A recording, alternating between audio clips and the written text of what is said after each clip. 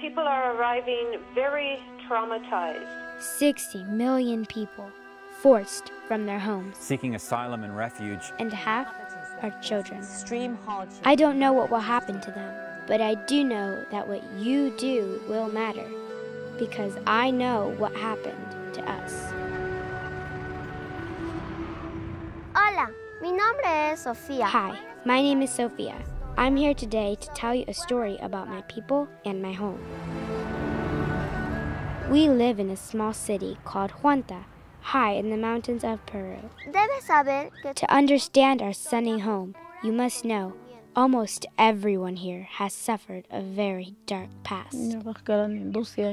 I was 11 years old the first time I saw the terrace. Like most people here, my neighbor Marta Yaranga's family were simple farmers 30 years ago, living peaceful lives. But civil war broke out, and tens of thousands of innocent people were murdered. The terrorists dragged my father away. Then they gathered all the women and girls and took our clothes off. They tied us all with ropes by our hands and waists. They abused my cousins and killed my aunt. When the shooting started, my mother and I escaped. Ask anyone here, and they'll tell you what it was like to be a refugee. This taxi driver hid in caves with his family while many in his village were murdered. He was a farmer, unprepared for life in the city. Yet he and thousands of refugees came here, desperate, unwanted. And then, people from World Vision came. Chicos, ¿quiénes somos? El futuro. ¿A qué venimos? A cambiar el mundo. World Vision, with the help of people like you, began sponsoring children. ¿A qué venimos? A cambiar el mundo. Thousands of children. Chicos, ¿quiénes somos? El futuro. Tarjeta amarilla. They built schools, and they helped our parents rebuild their lives. Visión Mundial World Vision helped create AFADIF, the Association of Displaced Families in the province of Huanta. Many of our moms could barely read or write. But with World Vision's help, they got clean water for our homes and new medical clinics. Remember the taxi driver? All his children were sponsored. El 90%. His son, Roni, is in college and wants to become a math teacher. The taxi driver's daughter, Karen, is president of the Children's Parliament, El siguiente. a World Vision-sponsored group of kids learning to be leaders. As for Marta, all of her children were sponsored by World Vision. Her daughter, Nilma, is studying to be an obstetrician. It's not about being weak or strong. It's about everyone needs a little help. If you're still wondering, how did we, in just one generation, move from losing everything to having a future?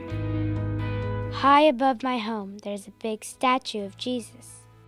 We think we survived because Christ and his followers were here to catch us, help us. With the help of people like you, everything changed.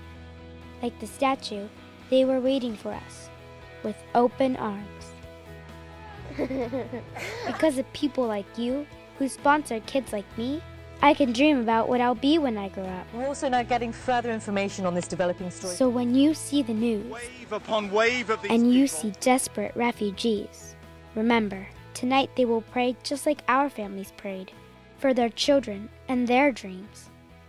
So I guess I'm here to tell you, God answers those prayers with people like you.